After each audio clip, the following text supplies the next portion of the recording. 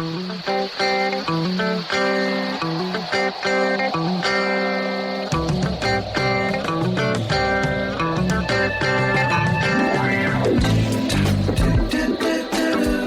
in a good place now. Relax, breathe, smile. You've entered into your element, the home of origin, the home of intelligence and entertainment, where relevant topics are discussed and where what you think counts, and where superior is the norm. You're listening to Perspectives with Ashley Berges, live on 660 The Answer. Much too fast to take the test.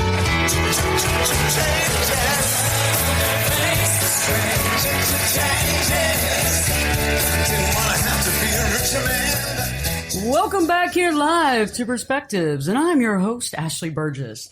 And on tonight's show, we're exploring the three major life changes we face and how the way we handle and adapt to them actually makes all the difference in the world. We're discussing also the 10 things you can do to make your life on this earth better. You know, I think anyone can thrive for the most part in a contained situation where everything happens the same every time, where you're awakened every day at the same time, awakened the same way, and by the same calm individual. As the day progresses, you are served the same breakfast, walk to public transportation, or walk to your car, where you drive or ride to whatever it is you do every day, and you're alerted for lunch. Given a meal that's balanced in nutrition, you receive the same alert for the end of the day, and when that time comes, you head home. You know, when you return home, food is ready, your slippers are waiting, and your favorite film of all time is always on TV. You know what to expect every day, every time, and without a doubt, you'll actually get that same exact day, day after day. You know what? Now let's talk about reality. You know, you're awakened by a fire truck hauling down by your window at 4:30 in the morning. You're unable to go back to sleep. You make coffee, spill it all over yourself, get in the shower, get ready for work, or whatever it is you do every day. You walk out to your car to find something is wrong with the starter and have to get it towed to the service center. You get transportation to work just to find out that you've missed an important meeting, and due to your car situation, your boss wants to kick your butt. And all of this before 10 a.m. This, I tell you, is what life really can be. You know, usually it's somewhere in the middle. But either way, unless you live in a facility or your dream world, you know, it's not the same every day. There's always going to be surprises, and, you know, the unexpected is always going to happen. You know, life is filled with the unexpected, both positive and negative. How we deal with these unexpected situations is priceless. You know, to go a step further, I believe through my research that we have all the potential to have and demonstrate proper mental health issues. We also have the potential of being bipolar, depressed, manic, and the list goes on. But some of us are able to cope and adapt. You know, like Charles Darwin said, it's not the strongest of the species who survives, nor the most intelligent. It is the one who is the most adaptable to change. You know, I think it's funny because I think Darwin kind of sounds like a Buddhist here. I mean, I guess that joke might be won or lost on some people here in the audience, but I understand. But he kind of does sound like a Buddhist. Billy Boy, how you doing? Wah, wah, wah. Dude, he does kind of sound like one, don't you think? Just a little bit, you know, adapting to things, adapting to change. I mean, that's kind of Buddhistic in thought. You know, so especially if you do it in the next life. In the next life. Right, you know. Was Buddha around in Darwin's day? No, Buddha preceded Darwin by many centuries. Oh, okay, yeah. That's what I thought. But his philosophy lives on. Yeah. His philosophy does live on. It lives on, yeah. Eric, how you doing tonight? I am groovy. Wow. I never heard that word in a long time. He's going 60s on us. I'm groovy. I'm very happy to be here. Are you groovy and far out? Mellow, dude. No, it is wonderful to be here. We've got a great guest, great energy, and I'm groovy. All right. Joining us tonight, Julie Hersh. Julie is a friend of mine, also an author of a new book called Struck by Living, From Depression to Hope. We're going to talk about that book later, but for right now, Julie, good to meet you and good to have you here tonight. Hey, thanks for having me here. This is going to be fun. This is going to be great. Yeah, I can't wait. We're going to talk about Julie's book here later on, and also we're going to be discussing the 10 things you can do to make your life better. In the process, let's talk about change, because I think all of us can agree, and everybody listening, that change is a big deal, right? How we deal with change, how we understand change, that's very important. And I think change happens all the time. So how well do you deal with change? And I think change on every level can be difficult. And some of us really don't know how to properly adapt to change. You know, the way in which we look at change is important. And it's interesting that we kind of hold on to some things that hold us back, as well as we, you know, might need to let go to propel us forward. So let's talk about the first change. I think the change in job. I think that's number one. I think the second one would be change in marriage. And I think the third would be change due to a death in the family or due to a death of a parent or a loved one. I think those are essential things. And I think those are the top 3 things that we have to deal with changing. And how you deal with those, I think, really coincide with the way you live your life and how good a life you have. Well, in my former life as a corporate cog in the machine, I read a book called "Who Moved My Cheese," and I moved your cheese. You did it. You're to blame for it. Now it's kind of dry reading, for those of you who are not necessarily readers. I'm not. But anyway, the point of the book is that people don't respond well to change, and we prefer the devil we know to the devil we don't. And so even if you may not like what's happening around you, at least if you're familiar with it, you can deal with it. No, I agree. Ashley, you started out with a Groundhog-ish Day type of reference. If everything was the same every day and so on and so forth, Billy, I think it's somewhere in the middle. I mean, if everything was the exact same every day, I mean, what happened to Bill Murray in that movie? He kind of went bonkers, right? Versus extreme change where everything's completely different every day. So it's somewhere in the middle, maybe? I don't know. I mean, I think I think it's natural for a lot of people. I may be wrong to say most, but I think for a lot of people, they want that routine. Yeah. It's like we only use 10% of our brains anyway, right? That's if you're lucky. I think it's more like 2%. Well, in my case, it's maybe look at the 2%. big brain on Billy. Hey, Billy uses 500% of his brain. Look at this is regular brain and this is Billy's brain. Okay, we're gonna have a picture. Speaking of Buddha, No, we're not talking about ego here. Okay, we're not talking about that. Because you could barely fit that in the room. But, Yeah. But okay, so let's talk about this. Let's talk about this real quick before we get into the next segment where we're really going to talk about changes in jobs. Because I think when you have a job change, a lot of us identify ourselves with our job, with our career. Mm-hmm. Yeah. Isn't that how most people are? I mean, what they get their work into, what they do every day seems to be validation for who they are. Yeah, I think for me, when I stopped working, it was a traumatizing time for me because I had my first child and I firmly intended to take 6 weeks off, go back to work. I was traveling about 80% of the time. And then I had this kid and I wanted to stay at home with him and raise him. And I ended up not working. And I think I kidded myself into believing, I'm a smart person. My identity isn't tied to my job. And all of a sudden it became very isolating not to have a job anymore. See, that's true. And I think a lot of people listening can feel with that because, there's a lot of women out there that, started a career and then ended up wanting to have a child. Yeah. Well, actually, and this might be a little bit of a tangent, but Julie, did you feel pressure from society? Okay, gee, I'm a woman and I'd better work outside the home or else. Actually, what was interesting for me is my husband really pushed me to go back to work because he was worried that I was going to end up feeling like I didn't know who I was anymore. But I kind of said, well, he's doing well financially. We don't need the money, so I don't need a job. Well, a lot of yourself is tied up in your job, and it's not just about money, right? It's your self-identity. Exactly. It's like, here in America, in American society anyway, it's like, it's not, I'm from here, I'm from there. I am. Exactly. Yes, your job. I am a producer. What do you do when you go? When you go somewhere, someone asks you the first thing you do. What do you do? Right. I mean, I like to say I'm a human. I breathe. I'm breathing air right now. I'm taking in prana, and people kind of look at you. Oh, okay, when the glaze comes over their eyes. But I think that's a big deal. But let's go past that. Okay, you have your job change, but what about marriage change? We all identify with our marriage. If you're married, with your mate. And a lot of times people even say that when people get married, they start to look like each other over a period of time. I mean, that's frightening, isn't it? Yeah. Julie jumped right on that one. So yeah. Now Julie's husband. Hopefully, my husband won't be listening. I was going to say Julie's husband would like that. I like that. That's good. I know your husband, would love that. Oh yeah, no, that's kind of true. But I mean, some people even start looking like their pets, for goodness sake. So we'll go past that. That's but yeah, scary. So change in marriage. I mean, I think that's a big deal, and we're going to talk about that later because when a marriage changed after 25 years. It could be even 10 or 15 years. But after that time, that's clearly a big time of your life that you've identified with that person. And I think that's clearly something that people have to deal with change-wise. Yeah, I think within the context of a marriage, change, it's going to occur, but, some changes kind of for the better. Right. Some relationships make you better. Not that you're leaning on the other person to completely identify you or help you identify yourself, but I've gotten better. Yeah, I'm better. I think that's true for me Yeah. too. I was always the person who could never find her keys, never completely disorganized. And my husband's very anal retentive. I think he'll be okay with me saying that over the air. But he's really tight-fisted about how things go. And so I've gotten him to loosen up, and he's gotten me to be a little more structured, and it's been a good fit. Yeah, I agree with that. I think that works for a lot of couples. Yeah, I think so.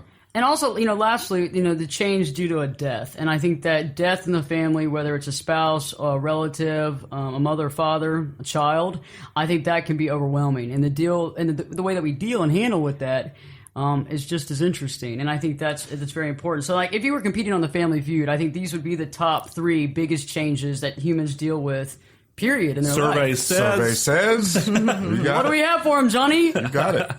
So when Perspectives returns, we'll begin our discussion on the top 3 life changes and how to deal with these changes successfully. So stay tuned, because Perspectives, with your host, me, Ashley Burgess, we'll be back in 2 shakes.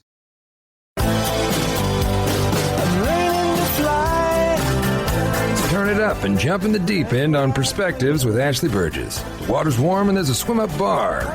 Glass of perspective, anyone? Now, here's Ashley. Hey, and welcome back live to Perspectives, and I'm your host, Ashley Berges. And on tonight's show, we've been discussing how to deal with life changes. We're discussing the top 3 life changes and how to positively deal with them. Julie is also going to tell us about her recent book, Struck by Living, and later we're going to explore the 10 things you can do on a daily basis to make your life on Earth just a little bit better. So right before the break, I introduced the top 3 life changes we as humans go through on our planet. And the first one was change in job, 2, change in marriage, and 3, change because of death. And so let's start off with the change to your job. Okay, so for most listeners, I think a change in job can be overwhelming. Some of us view our job as our rock, the constant in our lives. And when that constant changes, we feel like we've lost our identity. And so first off, let's talk about that. I think that we have to begin to realize that our job is our job, and that our career is our career, but our identity is not directly tied to it. I think if, like most of us, our identity is tied to our career, you have to kind of go through a process to work to see what you own, what you do, and how much of it is you versus your career. So let's think about this. So if one day you stop, doing the show and you stop producing the show, I mean, there'd be a part of you that would be like, wow, what am I supposed to do? It would make a huge hole in my life. Are you kidding me? Because I moved here to the Dallas area 3.5 years ago to do just exactly this. Exactly. And if all of a sudden I stop doing that, then it's like, wow, who am I now? I mean, and kind of along those lines on the same subject, that's what I did 3.5 years ago. I completely changed professions. Because you hated it, though, right? Well, yeah, because I hated my old job. And it, so I had to make a change in my case, because otherwise I was going to like rob a bank or, anything.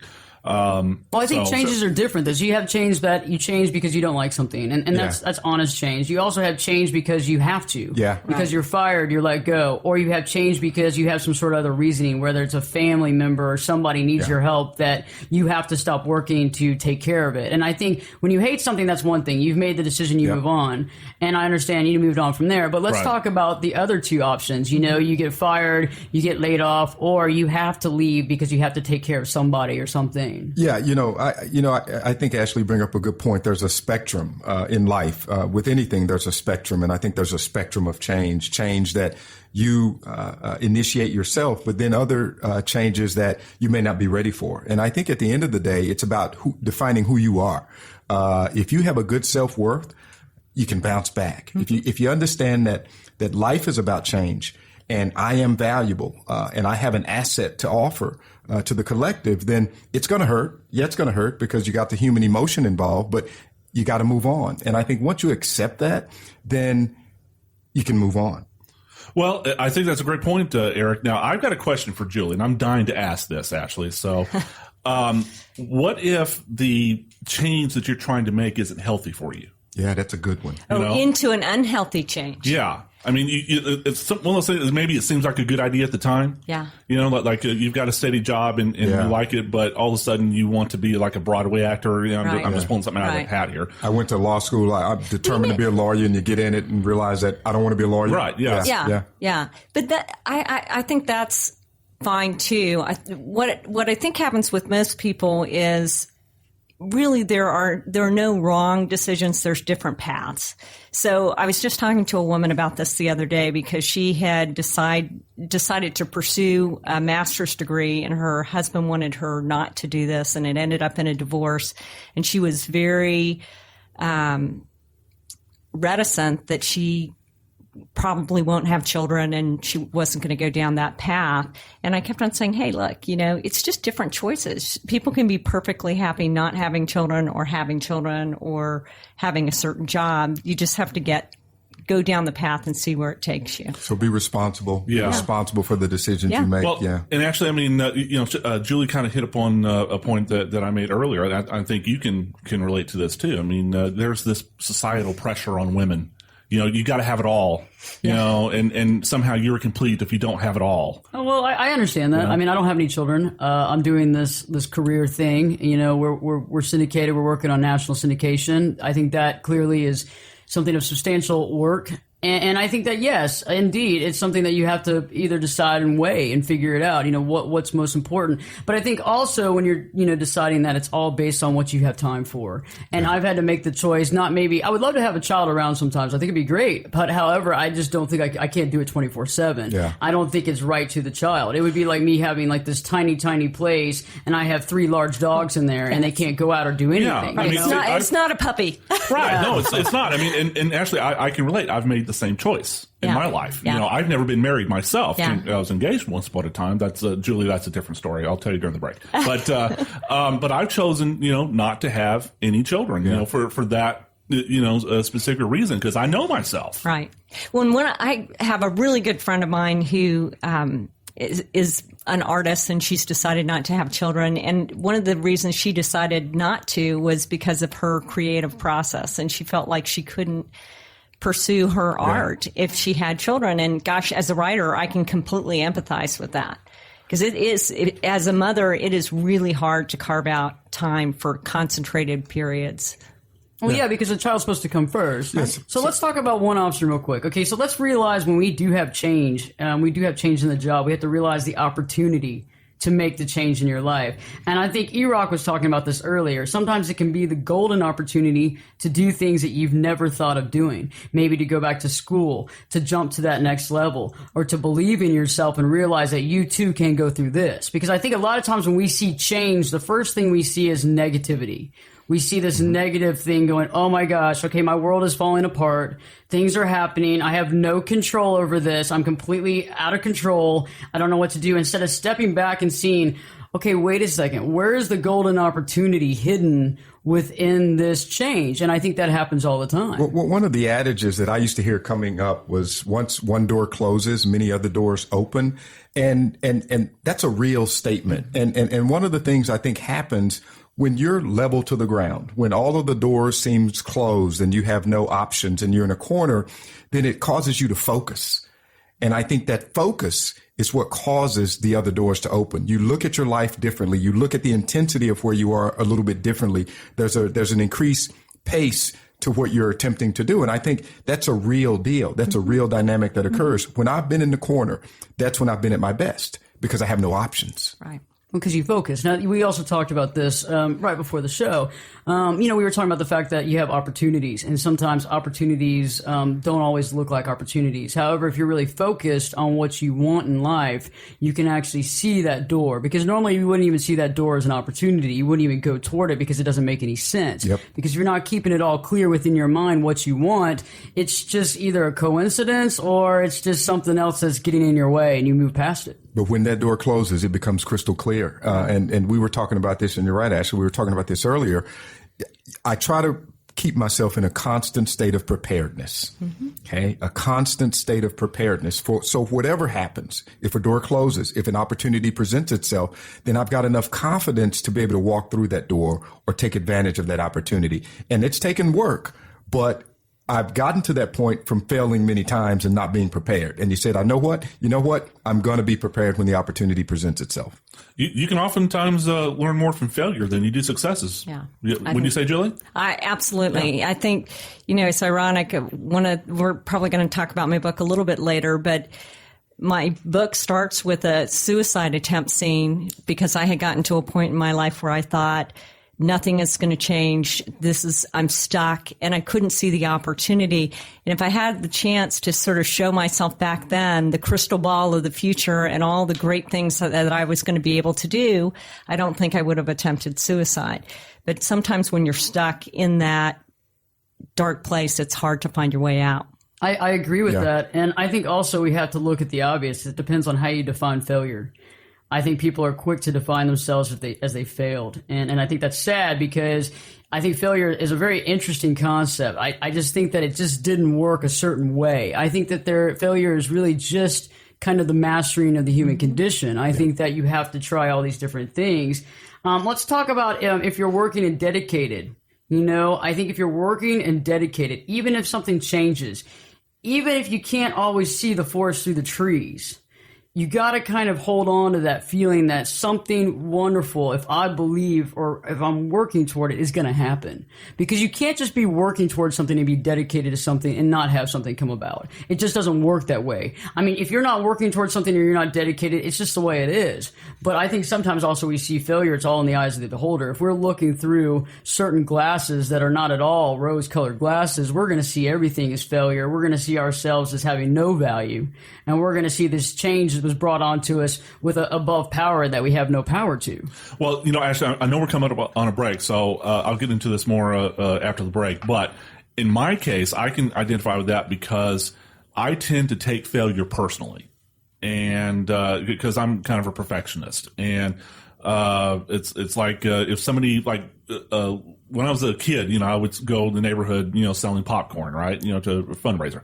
And when somebody would say, no, I'd rather not, well, I took that personally. It's like, oh, man, this person doesn't like me. And then I just gave up and just not sold anything. Well, there you go, the popcorn issue. We're going to talk more about that too. When we return, we're continuing our discussion on the 3 life changes. And don't forget later on the 10 things you can do to make your life better on a daily basis. So stay tuned because Perspectives with your host, me, Ashley Burgess, we'll be back in 2 shakes.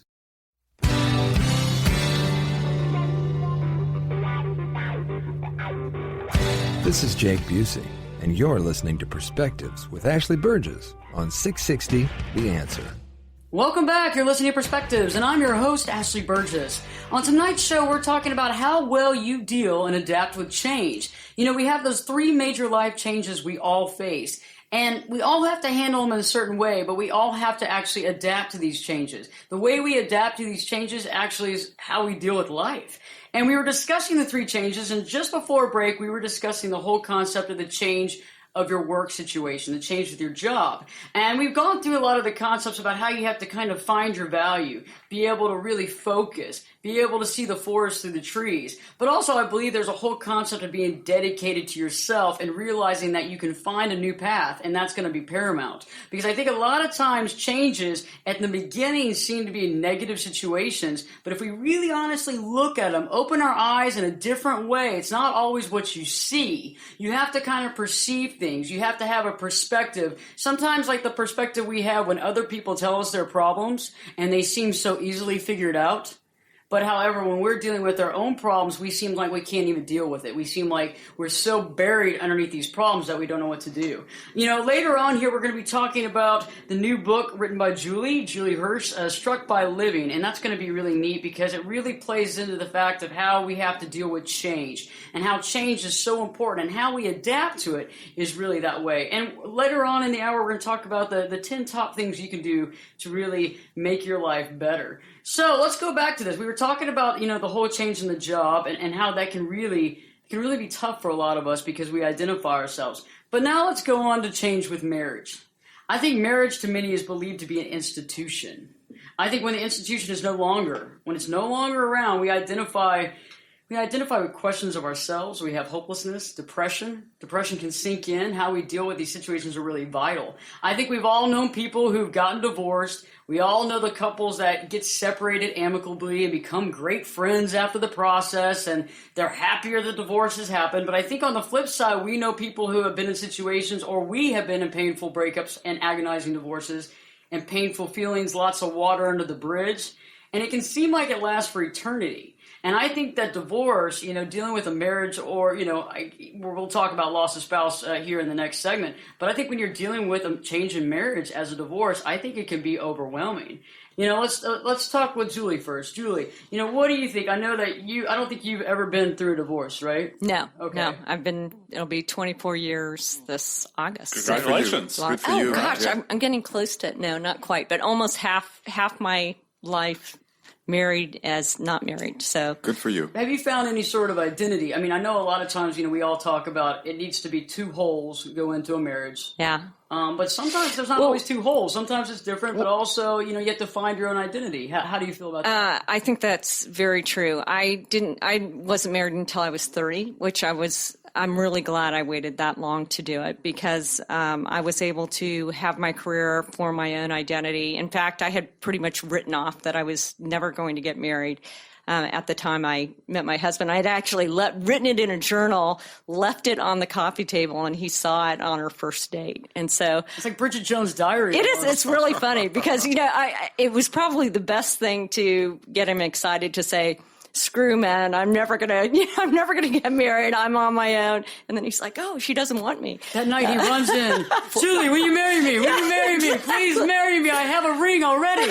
For a guy, that's a challenge, It is. Hey, It sounds really funny. Yeah, and Challenge believe me, he was the kind of guy that liked a challenge. There you have it. Yeah, but it is. I found getting married far easier than the identity crisis of having children.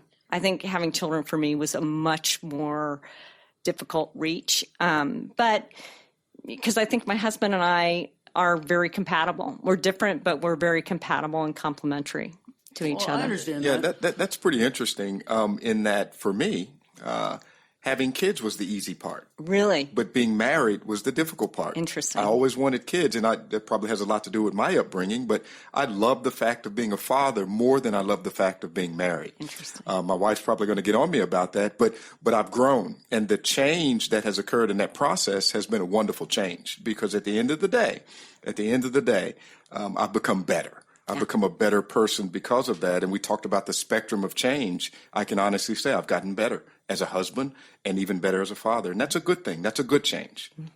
That's great. And everybody's looking at me. I'm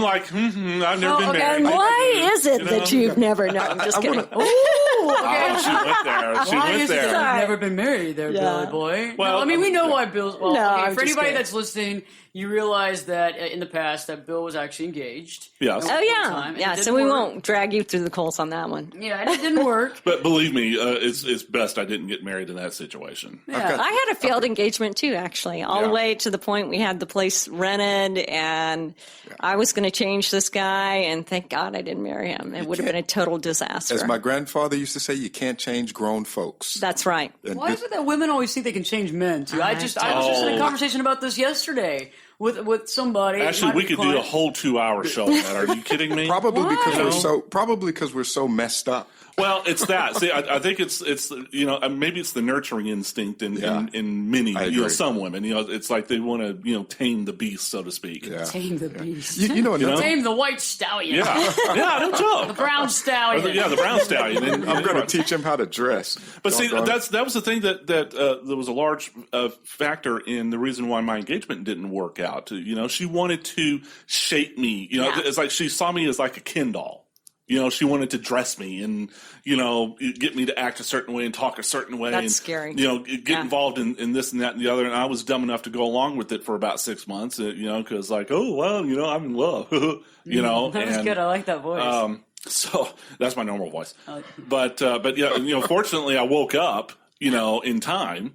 Before we actually walked down the aisle and everything, but yeah, I mean we joke about it, but that was a large part of the reason why I said King's Axe.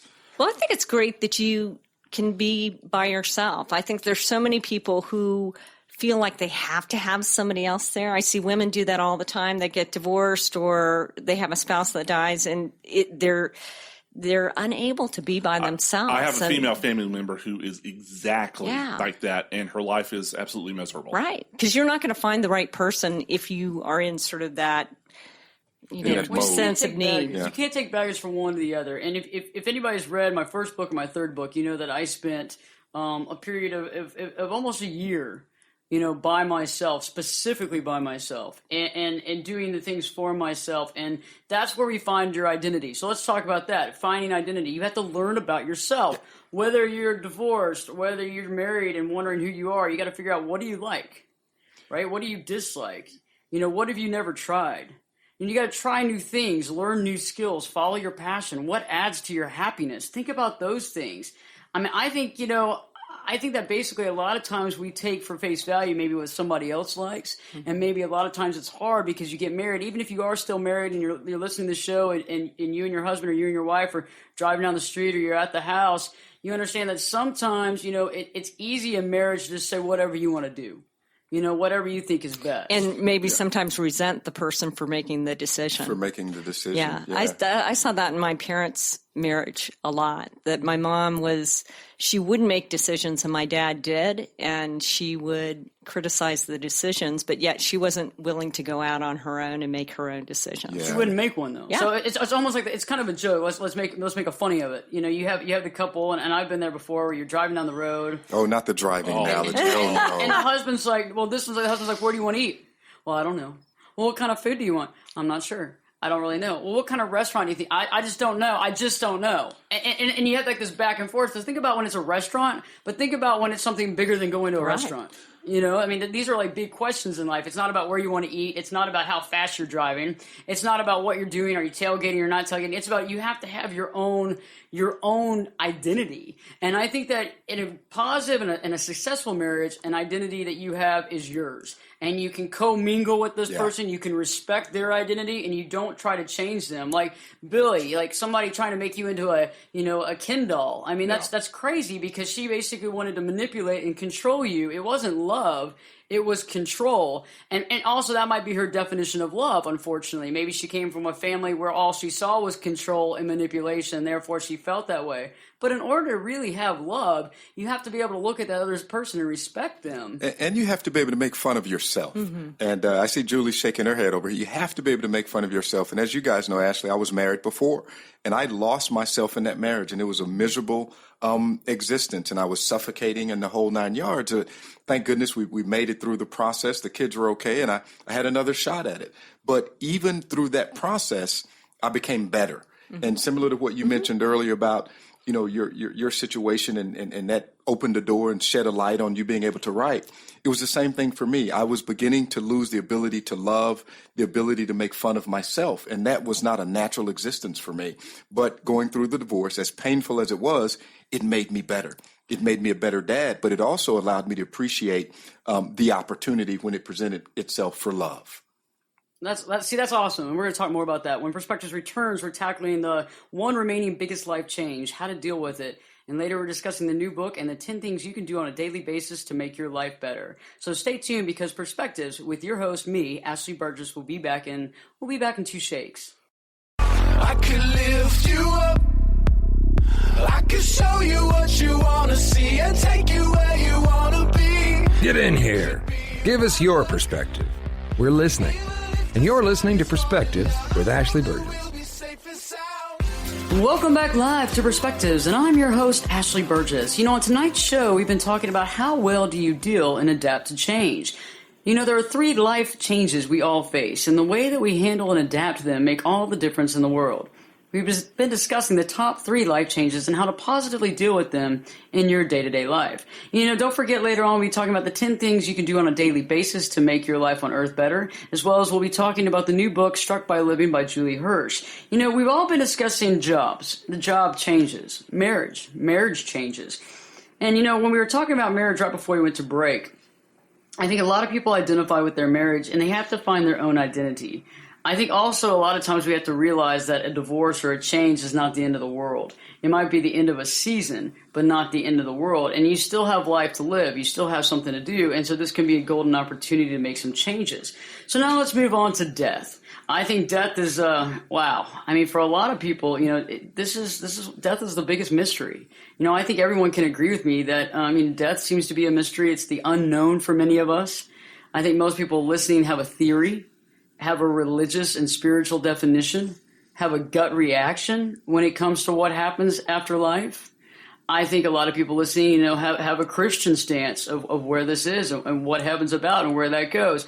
But I think no matter what you believe and the knowledge and the belief you have, death of a parent and death of a close family member or death of your spouse can really paralyze someone into inaction and also even depression. The other day I was getting on the elevator and a neighbor of mine was telling me, she was very sad, she was very distraught, and she was telling me about her mother dying and, how she found some stuff in her mother's house. And I guess her mother knew that she wasn't going to live long enough to see the grandkids. And, to see her great grandkids. And so she had like boxes and the names of the family and who those would go to of quilts that she already quilted for the family. And the lady, my neighbor, she was distraught. And I think that sometimes, you can prepare for this. But, she was sad that her mom had been preparing for so long and knew she wasn't going to live that long. And I think FYI, before we go anywhere else, a word of advice. If you have parents that haven't died, if they haven't died yet, I think you got to do everything you can to offer peace within you. And I think if they're alone, go see them. If they're sick, go be there for them. And most importantly, if they're fine, if they're just fine, healthy, go spend time with them. Don't wait until problems arise to do something. Life is about change. And you pray it doesn't happen, but to a degree, it's going to happen to all of us. Yeah, Ashley, this is, I know you're going to spend some time on death on a later show in more detail, but this is kind of personal for me because I am watching my mother-in-law go through the last chapters in her life right now. And I'm watching her do it with a high level of dignity, a high level of compassion, but I'm also watching how her journey is impacting everyone else in the family. I'm watching how it's impacting my wife. I'm watching how it's impacting the kids, my sister-in-law. And I've used this term, and I don't want to take away from it at all, but if you're in the right frame of mind, there's a beautiful kind of symmetry to death. There's a beautiful kind of poetry to death because it's a process and it's so much part of life. And so as I've gotten older, I've learned not to fear it. I've learned to honor it, and I've learned to respect it in others. And it's highly personal for each person. But going through this now at this particular point in my life, it's an honor to be a part of it, to be quite honest. And that may sound weird, but it is an honor to be one of the images that my mother-in-law remembers at this phase of her life. So it is. I think that's a real gift. I've lost both my parents, and it was tough. My dad was 58 when he died, and I was by his bedside every day for about 6 weeks when he was dying. And although that was, again, as you were saying earlier, it was one of the most difficult things I ever went through in my life, it really shaped me and carved me into a better person, I think, in the long run. And it was a beautiful thing to be part of that with him. I think so. And, it goes back to what we talked a little bit about earlier. When you're in those extreme circumstances, when you're in that corner, your mind and your psyche and your soul, if you believe in that, it does something. And you either get better from it or it may crush you. Right. But I think if you open yourself up to it, you can see to some degree, and Julie, you can see some beauty in it. Mm-hmm. I think that's true. I think one of the biggest ways we deal with death is by grieving. And I think grieving is a major part of moving on with the process. I think after grieving, we have anger. Yeah. I think we get very mad, we get very angry. And I think, if the anger goes internally towards yourself, you really have to examine that anger, because that's why I was talking about earlier, the concept, if they haven't passed away and you still have a chance to do what you want to do, exactly. it. Because a lot of times people get angry at themselves. I wasn't there all the time. I could have been there more. I could have done this. I could have done that. And I know my dad, my dad was distraught when his dad passed away. And he didn't make it up to the hospital in time. And my dad had told his father he'd loved him 1,000,000 times, but it still ate him up. And I think that you have to do everything you can, but when that anger turns internal, you have to really honestly look at it and realize that a lot of times you're not seeing clearly. There's an illusion there. Your mind is telling you that you didn't do everything, and this is just another part and another step. And there's another step with life. And I think we have to realize that. And I think we also have to realize that nothing is permanent. Nothing is forever. It goes both ways. You have to let go until we come into contact with our loved ones after we've also passed and moved to that next level. So nothing, I think, is finite. Nothing's the end. And I think a lot of times we see death as an end. We see it as just a shut door. And I don't think that's the case. I think a lot of times we feel that way because we can't identify with it because we haven't gone through the dying or the death process. Yeah, you're right. I mean, supposedly you hear about you see a white light, blah, blah, blah, when people are blah, blah, blah. Well, I mean. Yeah. Blah, blah. That whole thing. The whole white light thing, angels on high, harps. The halo thing. And God looking at you saying, I can't believe you said blah, blah, blah on that show back on X amount of day. Oh, give him a break. Saturday night at 8 p.m. This is normal, Julie. This is normal. Brutal. She's not happy unless she picks on me for some reason. But anyway, it's nobody has ever come back from death and say what it's like. And actually, Buddha. Well, Buddha. Yeah. There have been some children though recently in the news that have talked there's been people who have written. There was a guy that I read years ago that did a study of people who had been. The near-death experiences. Near-death experiences where they'd been gone for a certain amount of time and they came back and they had a lot of similarity between the different experiences. But it is, talk about change. That's the ultimate transformation, right? Well, you're going from this form into some other form, and we don't know for sure if it's going to be a heavenly body or if we're just turning into mulch, But I love that. Yeah. But we are transforming into something else. We just don't know what the exact thing is. Exactly. And I think that may be part of the fear of death right. That a lot of people have, is that because it's the fear of the unknown. At change. Yeah. The fear of change. That's the ultimate fear of change. Yeah. I think it's the interesting thing, though, because your mind can make up your own ending. And I think the mind itself, people don't understand how the mind and the heart really do work. And in coordination, when you do feel it, and when people do have deep belief, when they have deep belief, I think they believe and they know where they're going. I mean, I think if just like we've been talking about opportunity, just like we've been talking about the job and the situation, when doors open, and when you know when something actually is right and you realize it and you're prepared, I think there's something to that even in the afterlife. I do believe that. And I think we lose sense of that as we get older by stuff. I think we're born with an innate sense and an innate understanding of a certain frequency of life. And I don't want to get too out there with it, but when you quiet yourself and you listen to that little voice, it's the same little voice that you had when you were a little kid. It's the same little voice that you have when you're going through tough times. And it's the same little voice that you hear throughout your life. And there's something special about that. I don't fear it. I mean, maybe I sound a little cocky, but I don't fear death because I trust this universe that we live in. I trust the reality that we live in. I trust the processes that brought life to be. And so with death being a part of life, maybe that's my coping mechanism. I don't know. Well, but that's where I am with it. And something else too. I took a comparative religions course many years ago. And, one of the things I learned about it is, one of the core facets of most religions, both past and present, is how you deal with death. Because I think there is an innate fear of death in human beings, in all animals, really. Religion, gives a lot of people a way to cope with that. Like speaking for myself, I've chosen to adhere to the Christian religion. And so therefore I believe that God came down to earth as a man and, therefore made it possible for me to live in the next life, with him. And for me, that's a big comfort. It sort of is like, okay, the security blanket, it's going to be okay. That way, when my time comes, then hopefully I'm not going to go kicking and screaming. Yeah. No, I get it. I think that's important. That's an important factor. But Buddhists, you mentioned, Buddhists, you have a lot of ways, and other religions do it too. Yeah. I agree, Billy. And I like your thought process, like the way you think. Change. So, change is good. So when Perspectives returns, we're discussing a new book titled Struck by Living. And later, in our second hour, we'll be exploring the 10 things you can do to make your life extremely better on a daily basis. So stay tuned because Perspectives with your host, me, Ashley Berges, will be back in. We'll be back in 2 shakes.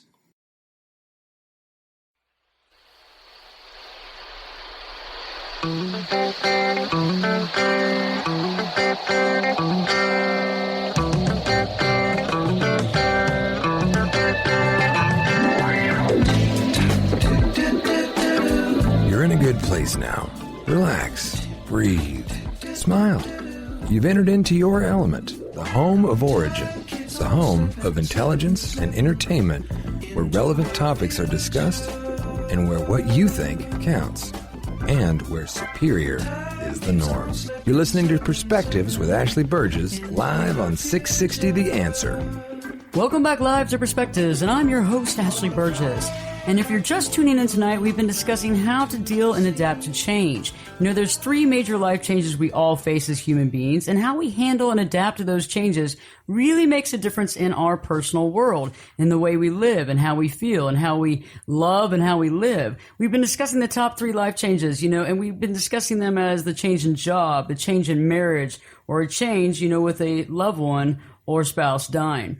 And I think that so far we realize that there's a lot of things that we have to deal with. We have to focus. We have to see ourselves as an individual. We have to understand that we too have an identity. We also have to understand that sometimes in life we have to go out and do things before it happens. If not, we have to actually understand that internalized anger and issues that keep us from being able to move on is not going to help us make changes we need into our life. It's also not going to help us move on. You know, later we're going to explore the top 10 things you can do to make yourself and your life happier and healthier and have a better time here on earth. And now we're on to a new book. I've read it. I think it's wonderful. It's called Struck by Living, and it's by Julie Hersh. She's a friend and a colleague who is in studio with us tonight, and she's been actually talking with us about these life changes. So the book is titled Struck by Living, From Depression to Hope. Good evening, Julie. Glad to have you still here in the studio. All right. Thank you.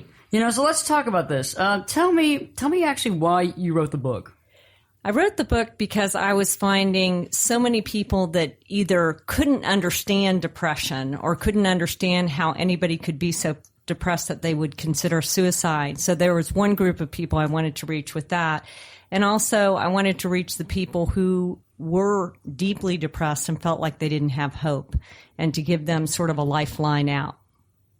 So tell us a little bit of the summation of what the book is about. Sure.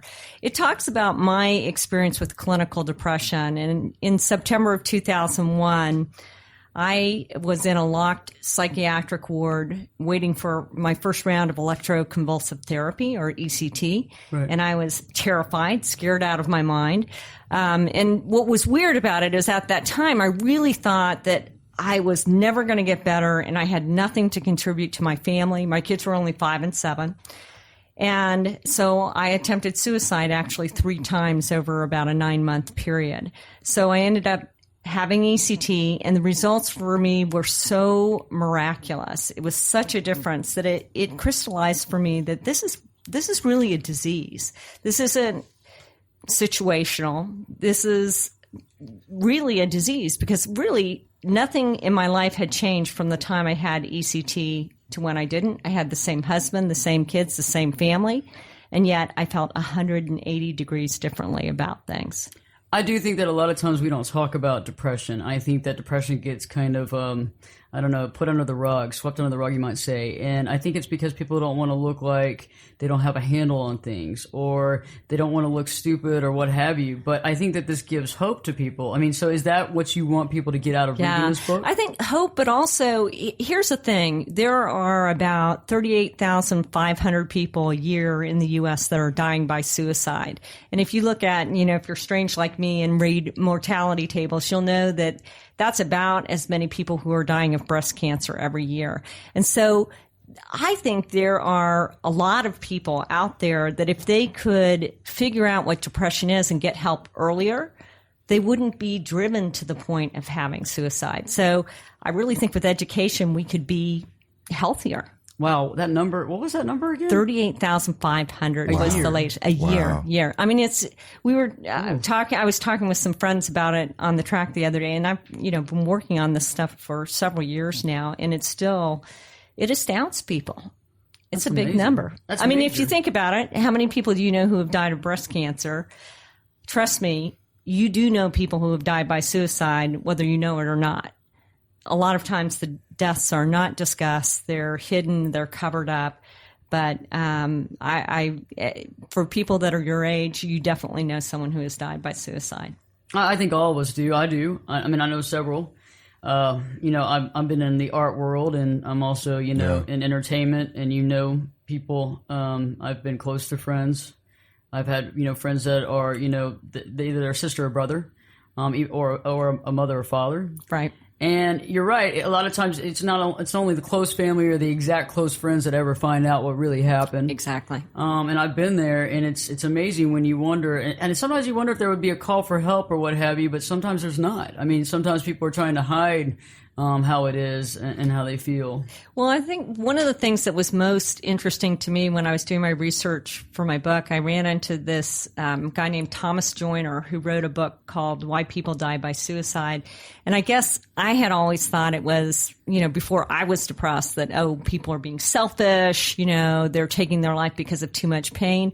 And he was actually finding that most people who die by suicide, there's three components. One, they feel isolated. Two, they feel like they're never going to get better and they're actually a burden on their families. So in fact, it becomes almost a moral choice where you go, gosh, I'm costing my family money. I can't seem to get better. They'd be much better off without me. Not feeling sorry for yourself, but really believing that. And then finally is access to means. And, of the people who die by suicide, a lot of them are done with firearms. Yeah. And I think that's something to think about that is actually not really a popular thing for me to talk about in Texas, but I do try to bring it up because it is a significant issue in suicide. I think all three of those are interesting. The first thing I think is isolation. And I do believe that a lot of people in this world, and even in your neighborhood, there's isolation. There are certain little smaller towns that actually the firemen and the emergency crew will actually go to different homes and make sure somebody's taking their medication or make sure somebody's okay. But in bigger cities where you can't do that, there's a lot of people that feel alone.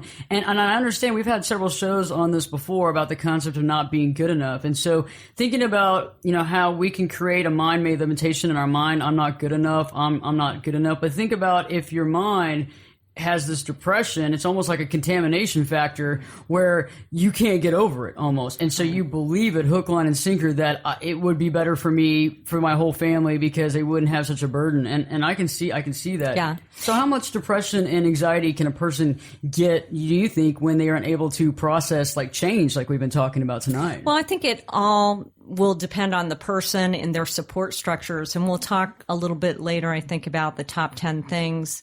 But a lot is based on a person's support structure and their genetic predisposition. So if somebody has a tendency for depression, and if you look at my family, my mother had issues with depression. I have several siblings that have had issues with depression.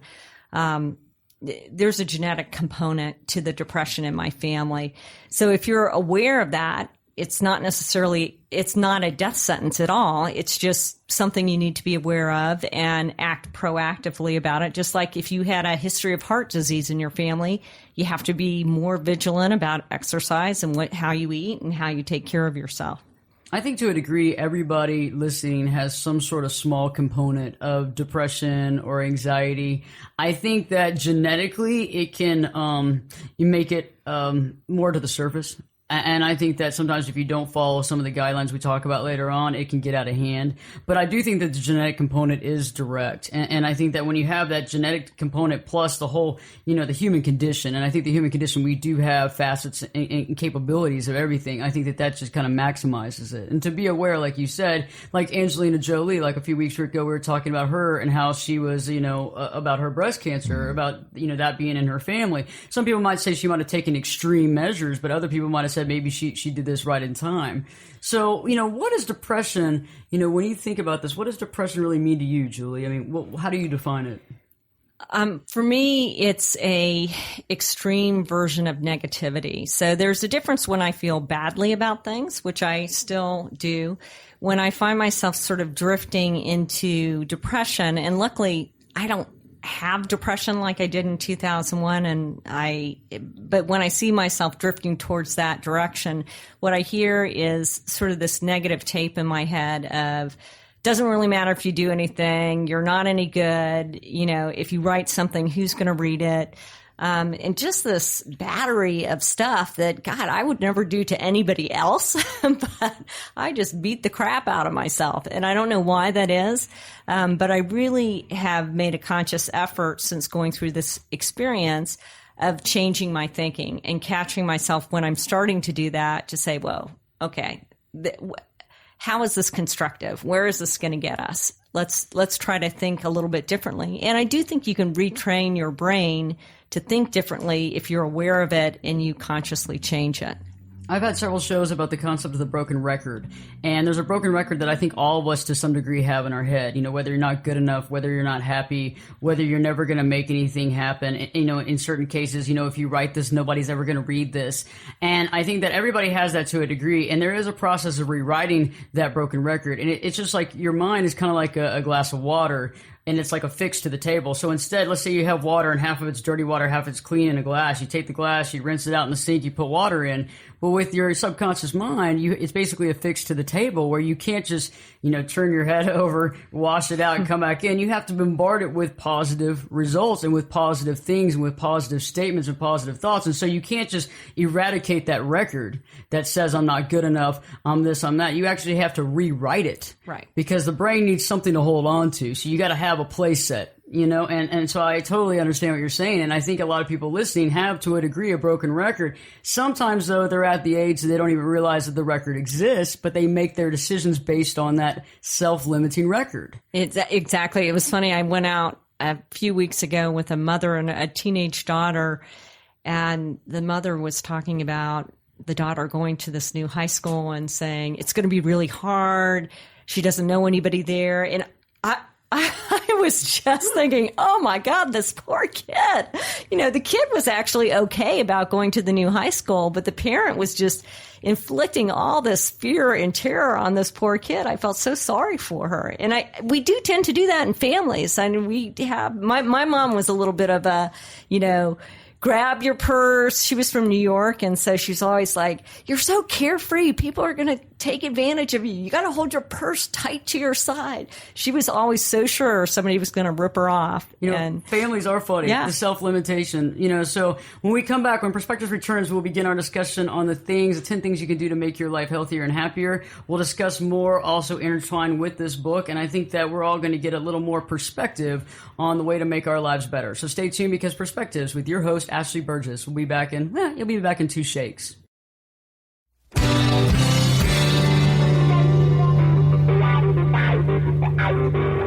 This is Jake Busey, and you're listening to Perspectives with Ashley Berges on 660 The Answer. Welcome back live to Perspectives, and I'm your host, Ashley Berges. And if you're just tuning in, we've been discussing the 3 major changes that we have to deal with in life, how we can adapt to those changes, and we've been talking with Julie about her recent book that just came out, and it's also been translated into Spanish, and that's going to come out as well, Struck by Living, and we've been talking about the concept of depression and how that works as well. I think it's a very interesting component, and I think sometimes a lot of us might not have actual clinical depression, but we felt sad, we've been depressed, there's been things that have happened in our life, and that's the way life is when you deal with marriage issues or falling apart of marriage or job changes or a death in the family or any other change within all that stuff. We have to deal with it. We have to adapt. We have to compute. So we just started talking about the 10 things that we can do to make our life better, happy, healthy on Mother Earth. So the first thing we talked about was getting enough sleep. Getting enough sleep is essential because you have to have sleep. The brain's got to work. Things got to be wired together, and they have to be wired right. And it has to be the right wires going to the right wires, because otherwise you have problems. Sleep is very important. And if you need to figure out the best sleep, you need to maybe test yourself, figure it out, try it here, try it there, try to figure out what time is it? Is it 6 hours? Is it 7? Is it 8? Also, exercise is a huge component of it. If you're not getting enough exercise, you're definitely not having enough sleep. You're definitely not getting enough sleep. And there's a lot of people that complain about not being able to sleep at all. And I think a lot of times you have to just get out and walk. Walk for an hour. Go to the gym. Do something. Get on a bike. Do something to move your body, because a lot of us are all in the mind. And so if the mind's just cranking out ideas and ideas and ideas, you got to move the body. You got to make something happen. So let's talk about number 3, being aware of alcohol and prescription drugs and any sort of things like that. I think that a lot of times, you have a few drinks out with your friends. Even if you're not dealing with depression or you don't have to take prescription medication, you might have a few more drinks and not realize what that might do to your mental health, what that might do to a day-to-day basis. What about prescription drugs, even, vitamins and things like that, or maybe, non-prescriptive sleep aids?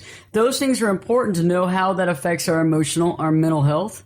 I mean, I think that's important. It is important. I think there's sort of two components to that. One is if people are on medication for depression, to actually take the medication, because I know that people will go in and they'll get on medication and they'll start to feel better, and then they stop the medication because they're feeling better, and the reason they were feeling better was because they were taking the medication. So that's one thing that happens if you I talk to a lot of psychiatrists. This is their biggest beef in the world, that they'll get to a person to the point where they're actually feeling a lot better, and then they refuse to take the medication and end up slipping back. The other factor is this whole idea of alcohol and other substances. One of the things that I didn't realize is that when you drink, and Ashley, as you know, I like to have my wine. Yeah, so I know I probably shouldn't, but I like it. Anyway, what happens with dopamine in your brain is when you are drinking, your dopamine is surging upward. And that's why we feel good. Because now, what is dopamine? Dopamine is an element in your brain that allows you to feel pleasure. And so a lot of times people who have depression are having an issue with dopamine. It's usually dopamine or serotonin. Anyway, we won't get into all that. But dopamine, when you're drinking, goes way up. But then as soon as you stop drinking, it crashes at twice the rate. So if you think about people who are having issues with alcoholism, that's one of the reasons that they're like that, is they're constantly trying to get that dopamine back up in their system. And the same with drugs too. And there's pharmaceutical drugs as well as illegal drugs that do the same thing. And it's they don't have any ground. They can't seem to get ground because you have this depletion. It's just like if you take pain medication. I know there's a lot of people that have maybe experienced pain medication taking, maybe abuse, maybe almost, and the pain can come back tenfold. And so you have to really be aware of that. But even if it's occasional drinking, you just have to kind of be aware of how these, act upon you. Even driving to an event, just see what is it that my body can handle, what can I not handle. Don't follow the crowd, I think. Let's go into meditation. I think meditation is important. I think meditation for some of our listeners might be prayer. A prayer is a very good thing. Same deal. Sure. But meditation is also just a little different, but very same in the similar genre. And I think that to do one or the other on a daily basis, even if you just start incrementally, to start out maybe 10 minutes a day, but I think an average of 20, 25 minutes a day, even 30 is good, because it really puts things into perspective for you. And it really kind of allows us to see that, the world doesn't really revolve around us. And I think that sometimes our issues can be bigger than we want to, than they really are, because we see them that way, because our perception is that way. And it's hard to take yourself out of the component and look from a bird's eye view and say, okay, this can easily be fixed this way, or that's not even a problem, or I'm viewing this as a problem, but this is really a positive in my life, not a negative, I think one of the things that happened for me, I really just started getting into meditation a lot in the last year. And for me, I prayed for a long time. What meditation has added for me, prayer is was always more about asking, take care of these people, help me with this situation. Whereas meditation is more about listening and just being open and maybe reading some sort of spiritual text, whether it's, reading your Bible or whatever you like to read to get inspired, and then leaving yourself open and just to have some quiet time to absorb those thoughts and feel the presence of God. Yeah, emphasis on quiet time. From the moment you're born, throughout your life, there's noise, there's action, there's movement, there's all these things, and silence is an elixir. I mean, silence, true silence. Just think about it, listeners. Think about it. When was the last time you heard complete silence? Think about that. Think about that. And so I agree. Meditation, prayer, it's all working towards the same deal. It's creating a space for you to listen to your thoughts, for you to sort through things without distraction. Well, I love that. Maybe that might be a potential source of depression, don't you think, Julie? Maybe if you're alone and listening to your thoughts, you may not like what you hear. That actually, that's a really good point. That's good. Pretty good, Billy. That's pretty like good. That. Yeah. So, that is a good point. It's just the voices in your head that's getting I am a Gemini. Yeah, I am a Gemini. No, that's actually a really Billy. good way of looking at it, because it's Yeah. I guess with everything, there's moderation, and you have to find that balance between when I'm healthy. Actually, meditation is a very positive thing. When I'm unhealthy, sitting around and just listening to my things in my head is not a good thing. So that's a really good point. Yeah, good perceptions. Yeah. Let's talk about nutrition. I think nutrition is a key point. And I don't eat meat, and everybody knows that. And I'm not getting sued by the meat industry. I know there are some people that went through that. However, I don't eat meat. It's not my thing. And I really watch what I eat. I'm actually a pescatarian, and the reason why I am a pescatarian and what that means is I eat fish. Okay, and what that means to me is that I've figured out what makes me feel good, what I can put into my body and it turns into fuel, or what I can put into my body and I feel like crap, lethargic and maybe brainless, or I can't think well, or I get a headache instantaneous, or you get distressful bowel syndrome. I mean, there's all these issues that you can get, and we're not going to continue to go into the sour stomach and all this stuff. But nutrition is important, and you need to figure out what is the best nutrition for you. But you also need to really think consciously about how am I eating? What am I eating? What am I intaking? Am I actually making my body a temple and believing that? Or am I just putting whatever, guzzling anything down and just accepting it? Well, that's a really, really good point, Ashley. As you know, I try to stay fit and conscious of what I eat. And Julie, something interesting, and I mentioned earlier, I've been through depression and depressed states and all of that. And one of the things I remember is when I was depressed, I ate terrible. Mm-hmm. I wanted to eat terrible. I mean, heavy carbs. Exactly. And what's that all about? I don't know. Is that just me? Too. Am I alone? No, I know, because I've read about other people having that problem, and I know for me, it's like macaroni and cheese and just total carb. And I don't know why that is. It was greasy burgers for me. Is that where the term comfort food comes from? Well, maybe if you're feeling in a sad or depressed state. But I don't know why that. Why are we drawn to foods like that? That would be that would be an interesting show all in of itself. Why do the foods we eat when we eat them? We don't want to turn this into a nutrition show, but comfort foods. And on that same token, are the foods that we eat that aren't nutritious, are they part of the cause of are they a part of that? Oh, I'm sure. Is it our body's way of saying, I'm unhappy because I'm not getting good nutrients, and I'm going to let you know? One of the other interesting research projects they have going on at UT Southwestern is this whole study of where does depression start? Yeah. Does it start in the gut? Because if you think about it, think how many people who are depressed have issues with stomach issues. Ulcers. And so they don't know if it's, they're investigating, is it starting in the gut and moving to the brain, or is it starting in the brain and moving to the gut? Which I think is kind of a fascinating question. What came first, the chicken or the egg, Ashley? I've seen some cartoons on that. I'm not going to go there. No, I agree. And I think a lot of things do start in the digestive tract, in the gut, and there's a lot of actual scientific research to that. I actually take some pills every morning due to that. We'll talk about that on another show. So we're about to head to break, but I think the next thing we want to talk about is about family and friends and having a solid, positive relationship with them. So when we come back, we'll be discussing that. We'll be discussing how to use your mind, working on listening to your inner self, as well as a couple other things. So we're kind of jam packed on the next segment. So stay tuned, because Perspectives with your host Ashley Burgess will be back in 2 shakes. I could lift you up. I could show you what you want to see and take you where you want to be. Get in here. Give us your perspective. We're listening. And you're listening to Perspectives with Ashley Berges. Craving a little perspective. That's it. I'd like some fresh, clear, well-seasoned perspective. Can you suggest a good wine to go with that? With, what, sir? Perspective. Fresh out, I take it. I am, Very well. Since you're all out of perspective and no one else seems to have it in this bloody town, I'll make you a deal.